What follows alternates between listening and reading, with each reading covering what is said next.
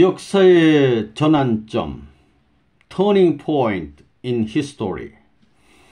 1975년 12월 1일 미국 뉴욕 벨베디아 수련소에서 참 아버님께서 주신 귀한 말씀입니다. 어떤 개인이나 국가 그리고 세계를 막론하고 그 역사를 살펴보면 전환 시기가 있습니다. 복귀 승리는 역사에 있어서 실패한 것을 다시금 회복하는 것입니다. 본래는 복귀 승리라고 하는 것이 없어야 하는데 타락으로 말미암아 복귀 승리가 생긴 것입니다. 타락의 결과를 돌이키는 데는 어느 때나 반드시 하나님과 사탄 그리고 인간의 3자 사이에서 전환점이 이루어져 왔습니다. 그러면 전환의 역사는 누가 일으키느냐 할 때 하나님이나 사탄이 아니라 인간이 주동 역할을 해왔다는 것입니다. 지금까지 기성신앙은 악한 세계를 전환시켜가는 중심적 책임이 인간에게 있다는 것을 알지 못했습니다. 그래서 하나님이 하고 싶으면 다 한다는 식으로 믿어왔습니다. 사탄의 반대가 없는 것은 아니지만 하나님께서 다 처리하신다고 믿어왔습니다. 우리 통일교에서는 하나님께서는 내적으로 역사하시며 우리를 도와주시지만 외적인 면에서는 우리 인간이 전체 책임을 져야 한다고 믿고 있습니다. 이것이 기성신앙과 다른 일면인 것입니다. 결국 사탄을 물리치지 않고서는 새로운 전환 시기를 만들 수 없습니다. 사탄 편은 악한 사람을 중심 삼고 있고 하나님 편은 선한 사람을 중심 삼고 형성되어 있는 것입니다. 그래서 선한 사람을 중심 삼은 하나님 편에서 사탄 편을 돌이키려는 반복적인 운동으로 인류 역사가 전개되어 나왔습니다. 여러분이 알다시피 아벨은 하나님 편 사람이요 가인은 사탄 편 사람입니다. 하나님은 내적인 입장에 서고 아벨은 외적인 입장에 서 있습니다. 한편 사탄도 내적인 입장에 서고 가인도 외적인 입장에 서 있습니다. 그래서 사탄을 굴복시키려면 먼저 외적인 사탄격인 가인을 굴복시켜야 합니다. 여기에서 언제나 상충이 벌어졌습니다. 가인, 아벨이 싸움을 해온 것입니다. 그런데 싸움은 하나님 편에서 이긴 것이 아니라 사탄 편에서 이겼습니다. 만약 하나님 편에서 이겼으면 역사는 간단히 전환점을 맞이했을 것입니다. 노아 시대도 마찬가지였습니다. 하나님의 외적 입장에 선 노아 가정과 사탄의 외적 입장에 선 세상이 서로 공방전을 하였습니다. 아브라함도 상징적 조건, 형상적 조건, 실체적 조건 등을 세우고 전환 시기를 만들기 위해 3대를 걸고 투쟁에 나온 것입니다. 섭리 역사의 입장에서 본다면 소생, 장성, 완성과 같은 3단계 원칙이 언제나 게재되어 왔음을 볼 수 있습니다. 아브라함을 중심 삼은 싸움에서 결국 사탄 편이 이겼기 때문에 이삭, 야곱을 거치는 3단계 섭리를 해 나오신 것입니다. 이 3단계를 거치면서 상징, 형상, 실제 조건을 세워서 결국은 전환의 때를 맞이하게 되었던 것입니다. 즉 야곱 때에 와서야 하나님 편이 사탄 편과 싸워 승리함으로써 하나의 전환기를 맞이한 것입니다. 모세는 야곱이 승리한 기반을 본보기로 하여 형상 노정을 걸음으로써 사탄을 굴복시킬 수 있었습니다. 그래서 언제나 야곱이 승리함으로써 이룩한 전통적 사상, 전통적 신앙, 전통적인 그 행동이 새롭게 남아지게 된 것입니다. 새로운 전통은 여기에서 벌어지는 것입니다. 야곱은 개인적인 입장에서 탕감 조건을 세우는 것이 아니라 역사적인 입장에서 탕감 조건을 세워야 할 입장에 서 있었습니다. 그래서 야곱이 세운 역사적 전환점은 개인에서부터 가정, 종족, 민족 시대까지 연결되어 완전히 전통으로 남아져 내려온 것입니다. 우리는 야곱이 승리한 전통을 따라가야 되겠습니다. 여러분은 원리에서 야곱 노정을 배웠습니다. 야곱 노정을 여러분은 알아야 합니다. 야곱과 야곱 가정이 걸은 그 길이 모세 시대 이스라엘 민족에까지 연결되어 모두 그 길을 따라가지 않으면 안 되었던 것입니다. 그 길을 따라가지 않으면 사탄과 싸워 이길 수 없으며 역사적인 승리의 위협을 상속받을 길이 없는 것입니다. 야곱이 세운 이 전통의 법이 모세 시대에도 지켜져야 하는 것입니다. 또 애국과 이방에서도 지켜져야 합니다. 그래서 모세 시대는 민족적 전환 시기가 되었던 것입니다. 모세는 애굽에 들어가서 하나님과 하나님 편 민족의 명예를 걸고 사탄과 사탄편 백성들과 싸운 것입니다. 사탄은 언제나 한 발 앞서서 나라를 갖고 있었습니다. 하나님 편에서 민족적인 기반이 되어 있으면 사탄은 사탄편은 나라를 갖고 있고, 하나님 편에서 나라를 갖고 있으면 사탄은 세계를 갖고 있다는 것입니다. 그래서 언제나 이와 같은 여건에서 싸움을 해왔습니다. 민족적 시대에는 반드시 나라와 민족이 하나로 합해져야 합니다. 이스라엘 사람이었던 모세는 바로 궁중에 있을 때 사탄편 애굽의 대표자와 같은 위치에 있었으나 선민의식에 불타는 입장에서 이런 상황을 박차고 나왔습니다. 모세는 전환한 그날부터 하나님 편의 사람이 되었습니다. 애굽의 왕궁에 있는 모세가 아니요 사탄 세계의 모세가 아니었습니다. 그 후 모세는 하나님 앞에 택함받은 야곱과 마찬가지의 입장에 섰습니다. 야곱이 하나님으로부터 택함을 받고 하란에 가서 가정을 이루며 가족을 이끌고 나올 수 있는 기반을 닦은 것과 마찬가지로 모세도 광야 40년 기간을 통해 비로소 민족을 이끌고 나온 것이었습니다. 모세와 이스라엘 민족이 합하여 바로와 싸웠습니다. 그래서 하나님 편이 사탄 편을 제압하여 비로소 애굽을 탈출하게 되었던 것입니다.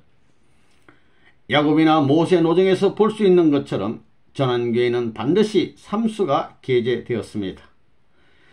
이스라엘 민족이 애굽을 탈출한 뒤 가나안에 입성할 때까지 40년이 걸렸습니다. 모세를 중심하고 하나님의 인도하심을 따랐더라면 고된 길을 통하여 야곱 노정을 탕감하는 21일로서 가나안 복지에 들어가 민족적 전환이 이루어졌을 것인데 불신으로 말미암아 광야에서 2차, 3차로 연장되어 40년간 이것을 되풀이하였습니다. 그렇게 된 것은 이스라엘 민족이 생명을 걸고 목표를 향하여 직행하지 못했기 때문입니다.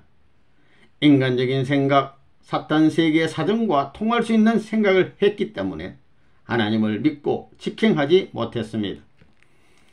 애굽 노정에서 승리한 모세의 전통을 이어받아 이스라엘 민족은 국가시대에서 메시아가 올 때까지 그 전통을 지켜나가야 했던 것입니다. 그 전통을 따라가지 않고서는 민족적인 승리의 기반을 이어받을 수 없습니다.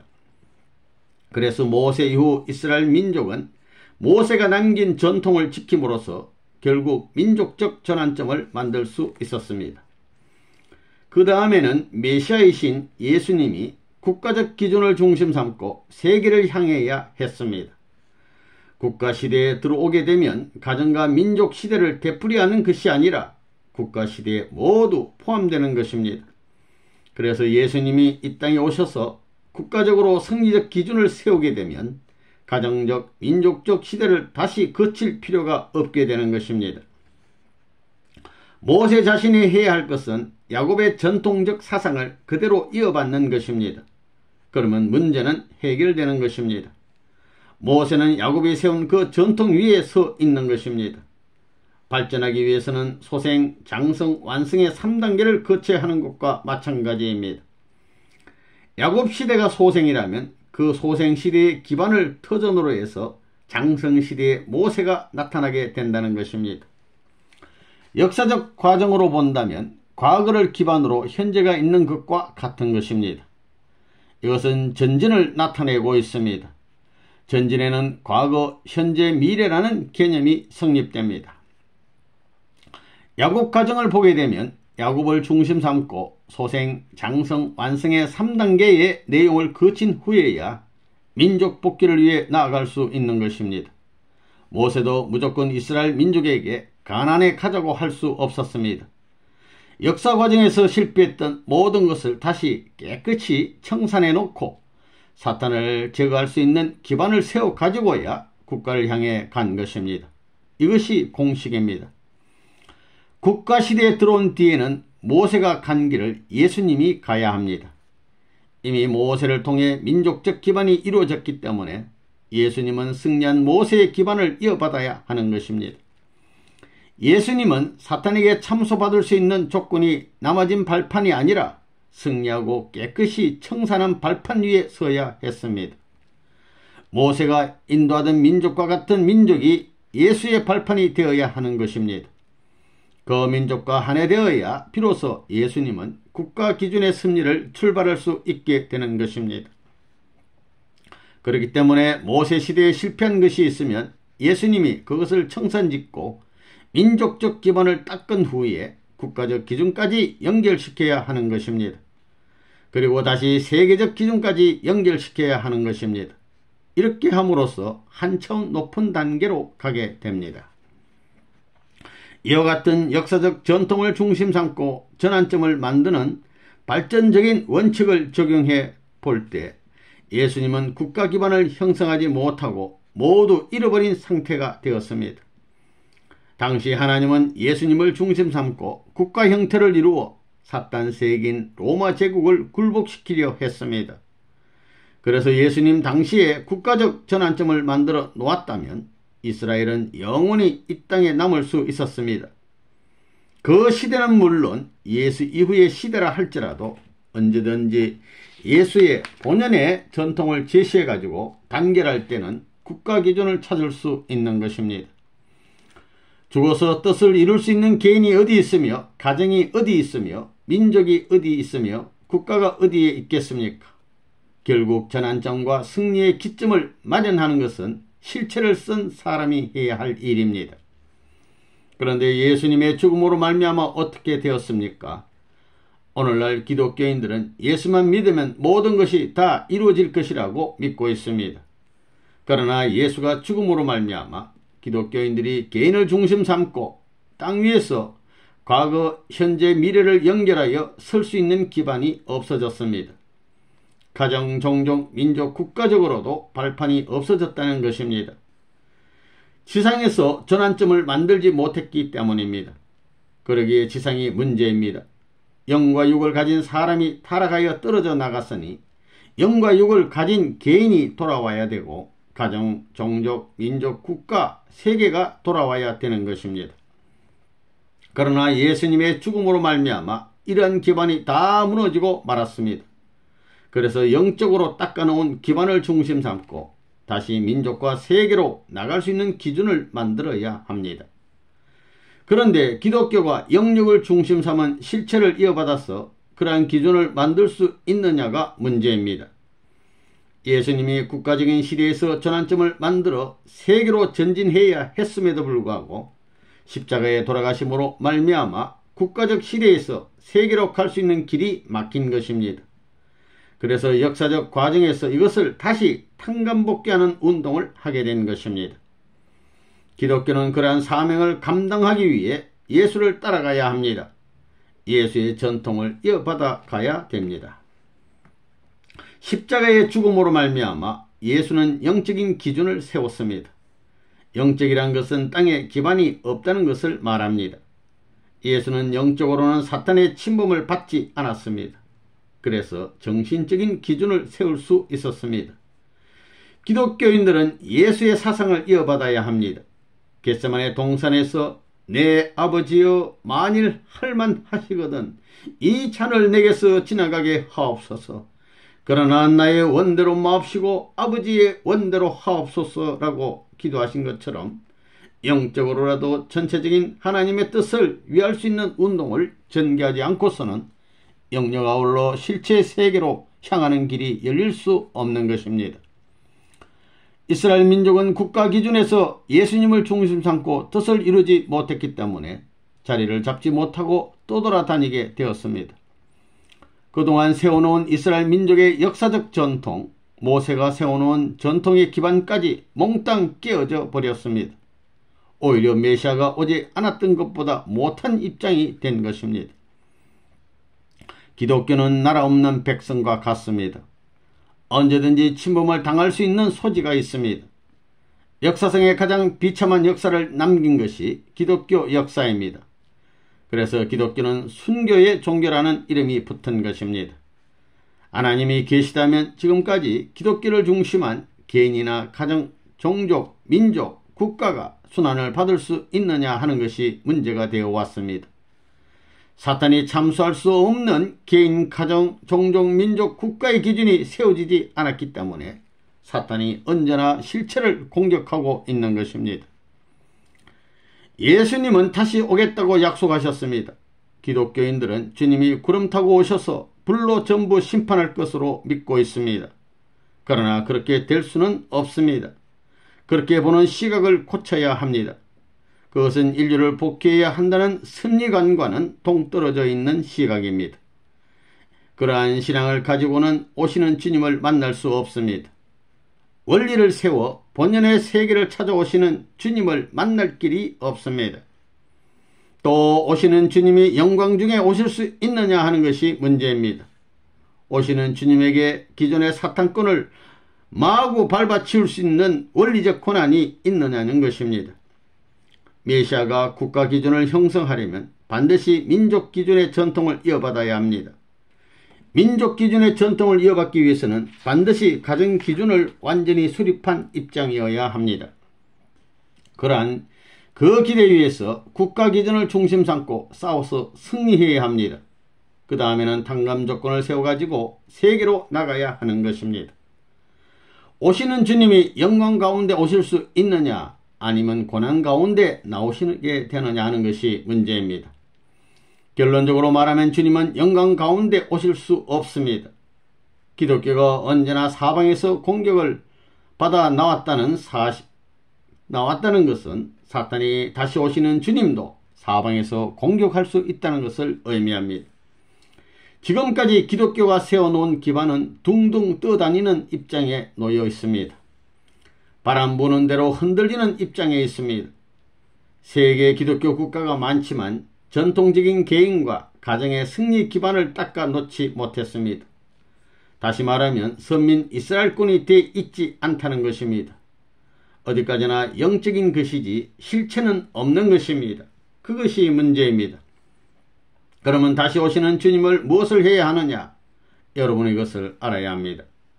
유대민족의 불신으로 예수님을 중심한 실체적인 민족적 기준, 국가적 기준이 무너져 버렸습니다. 그래서 국가 기준, 세계 기준까지 갈 수 있는 실체 기반을 닦아야 합니다.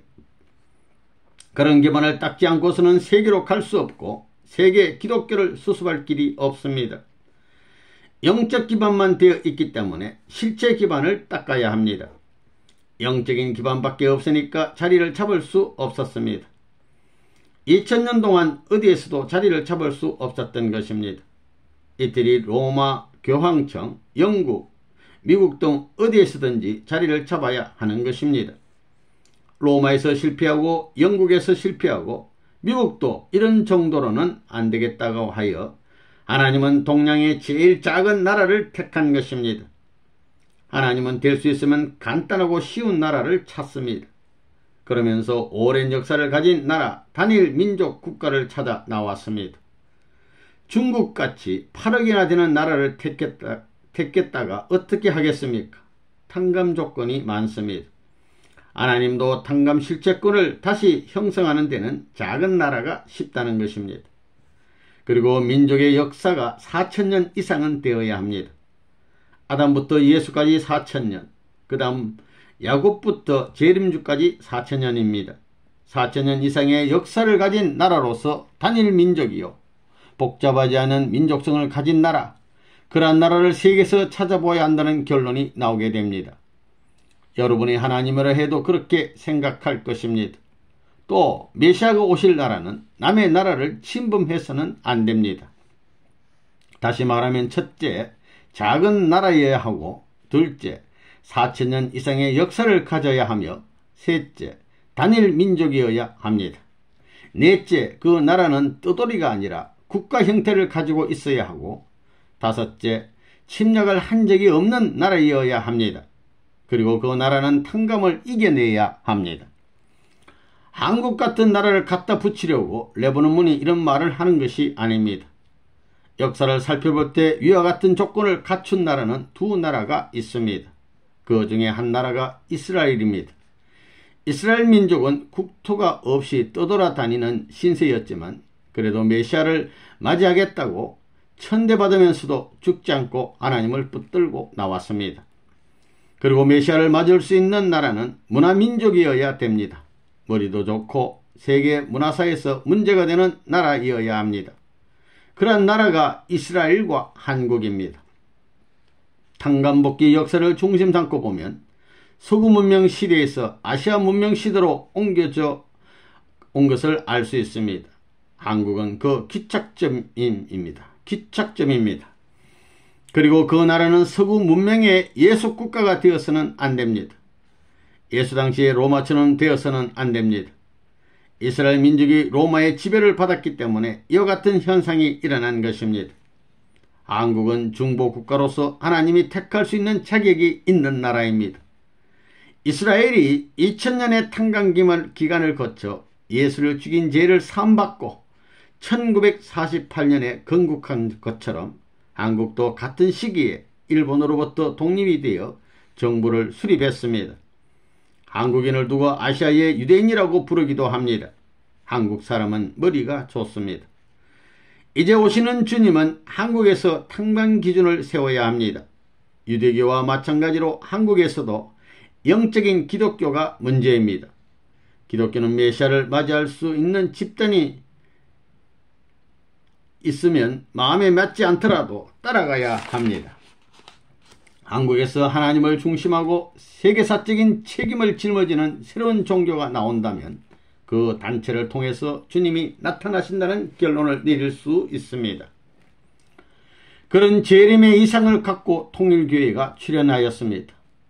통일교회는 세계 기독교를 하나 만들자고 나선 종교입니다. 신령협회라는 명칭에서 보듯이 역시 신령한 것이 중심이 되어 세계 기독교를 하나로 만들겠다는 것입니다. 만일 기독교가 반대하지 않고 전부 받아들였으면 7년 안에 기반을 모두 닦을 수 있었습니다. 가정, 개인, 종족, 민족, 국가의 탕감 기준을 만들어 승리적 발판을 모두 닦았을 것입니다. 해방되던 1945년 이후 7년 만인 1952년까지 기반을 다져야 했던 것입니다. 그러나 기독교가 반대하고 나옴으로 말미암아 선생님이 북한의 감옥에 들어갔다가 1950년에 나온 것입니다. 이 기간에 예수님이 영적으로 잃어버렸던 새 제자를 찾는 조건을 세웠습니다. 당시 감옥에 가면 모두 죽는 줄 알았지만 감옥에서 꼭 선생님을 믿고 따르는 12사람을 세워 탕감복귀의 조건을 세운 것입니다. 세계적인 악조건, 즉 공산권에서 이 일을 해 나왔습니다. 기독교가 반대하는 것은 기독교가 속해 있는 민주주의 세계가 반대하는 것이 되는데 민주주의 세계가 반대하면 어디로 갈 수 있겠느냐는 것입니다. 선생님을 중심 삼고 재창조 역사가 벌어지게 되었습니다. 개인적인 야곱의 자리에서부터 출발하여 싸워 승리한 가정 기준이 나와야 합니다. 그래서 해방 후 14년 만인 1960년에 가정 출발이 벌어진 것입니다. 다시 말하면 예수님이 실패하던 것을 복귀해야 되겠기 때문에 장성기 완성급에 해당하는 14년이라는 기간이 필요하다는 결론이 나오며 해방 후 1960년까지가 이에 해당됩니다. 그래서 1960년은 역사적인 해로서 야곱이 14년 만에 가정을 완전히 찾은 것과 마찬가지입니다. 1960년대에 사탄편에서 하나님 편으로의 가정 분립이 벌어진 것입니다. 하나님 편에서는 축복가정을 탄생시킴으로써 새로운 이스라엘권을 편성해야 합니다. 그래서 1960년부터는 하늘 편에 하나님 편의 운세가 올라갑니다. 거기서부터 가정, 종족, 민족 시대를 거쳐 세계 시대를 향해 나갑니다. 야곱과 같은 선생님 가정을 중심 삼아 에서와 같은 여러분과 하나 되어 종족과 민족을 편성해야 합니다. 36가정은 3단계의 시비수를 대표한 사람들입니다. 다시 가인 아벨을 합한 수에 해당하는 72가정이 나왔습니다. 가인 아벨이 실패했지만 72가정이 나옴으로 말미암아 잃어버린 역사적 가정들이 찾아진 것입니다. 예수님 시대를 두고 볼 때 처음에 예수님의 세 제자가 나왔습니다. 그런 기준을 세우기 위해 3가정의 축복이 먼저 있었습니다. 그 다음에는 12수를 채워 축복해야 합니다.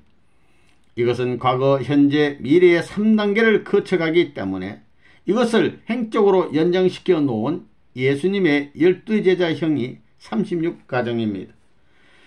36가정에다가 가인 아벨형으로 이배하면 72가정이 됩니다. 이렇게 해서 하나 되는 것입니다. 36가정은 가정 대표이고 72가정은 종족을 대표하고 있습니다. 그 다음에는 예수님이 마가의 다락방에서 120문도를 중심 삼고 세계를 향해 출발했듯이 120가정이 나왔습니다. 120문도가 세계의 대표였듯이 120가정이 세계를 대표하는 가정입니다.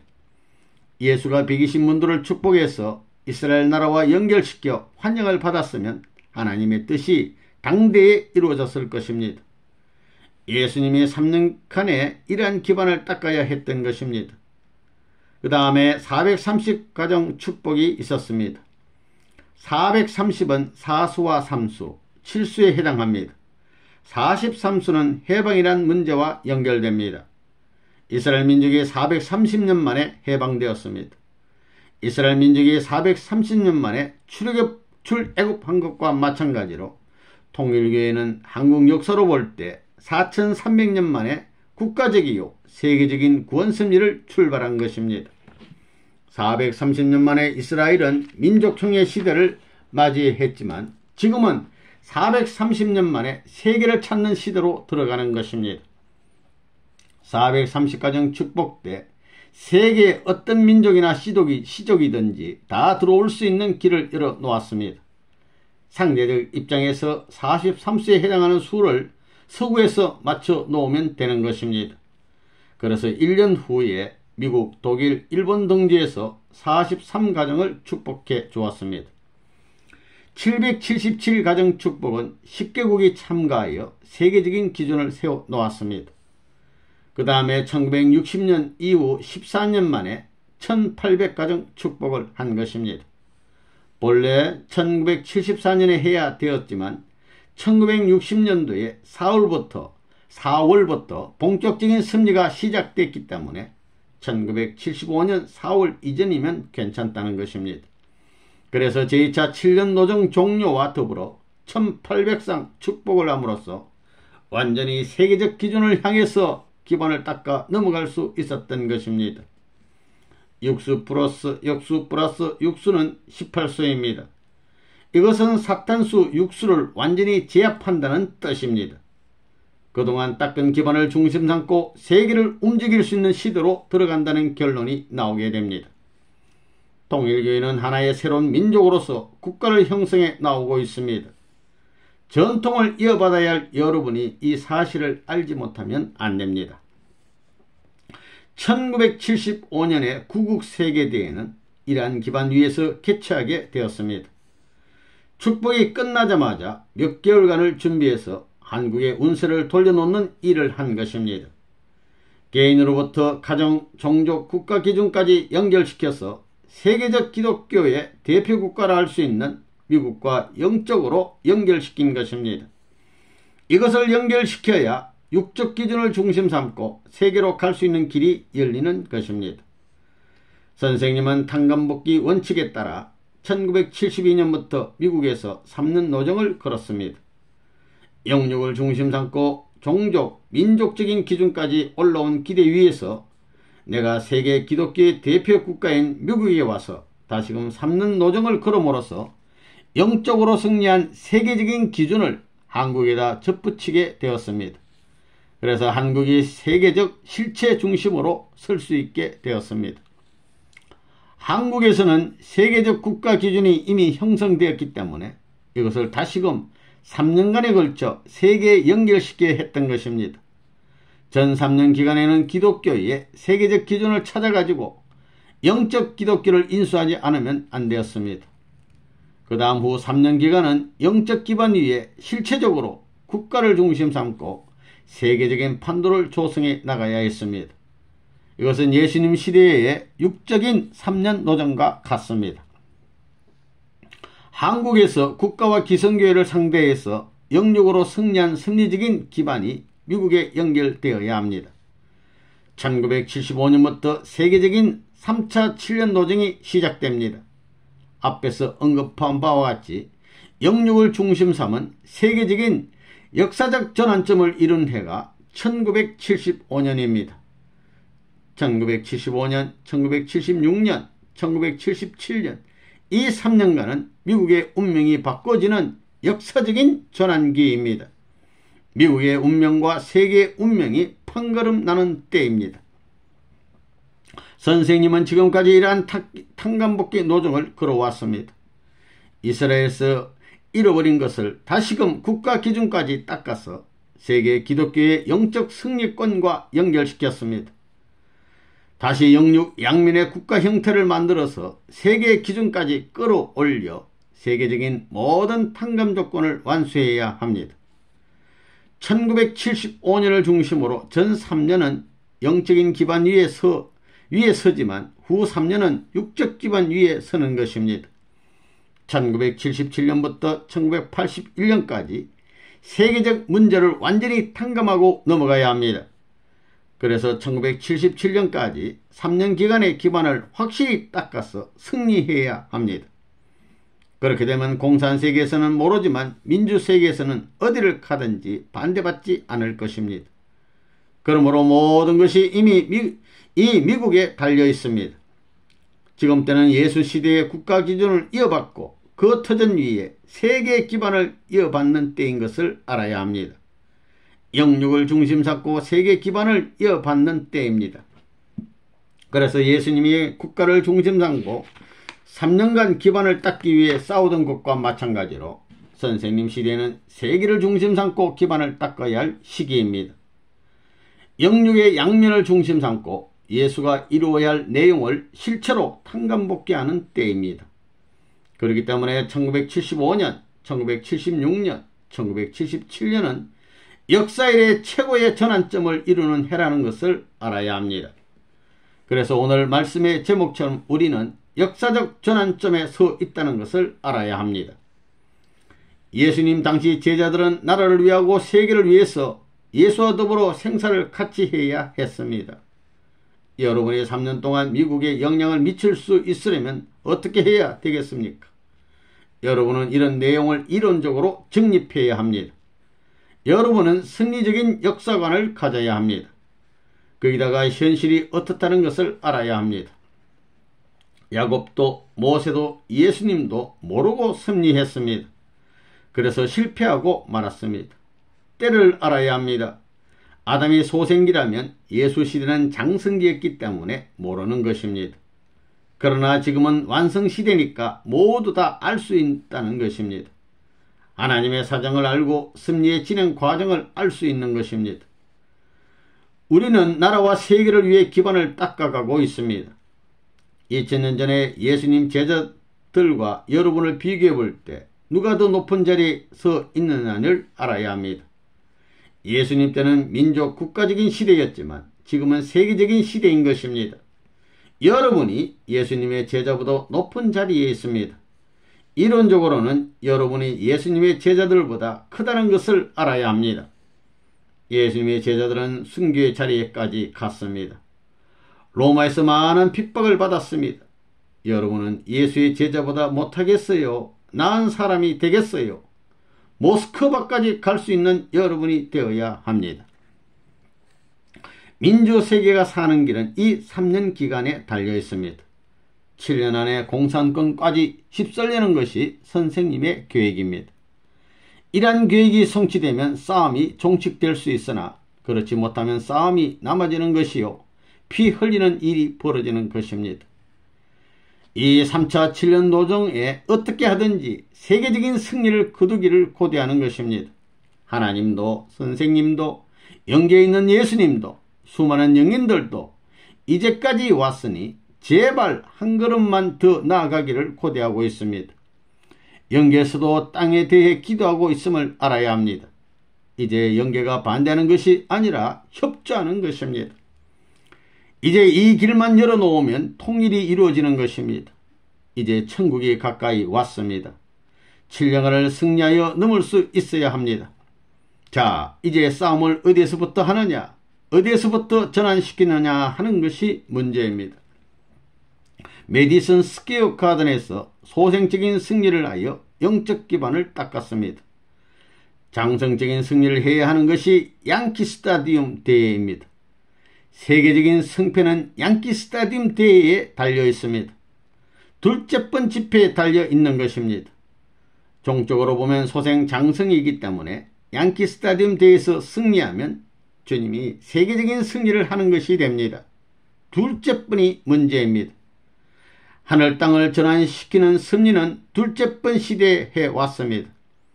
둘째 번인 아벨을 중심 삼고 하나님의 세계와 사탄 세계가 완전히 전환된다는 것입니다. 둘째 번에 해당하는 노아 가정을 중심 삼고 하늘 땅이 뒤눈이 치는 일이 있었던 것입니다.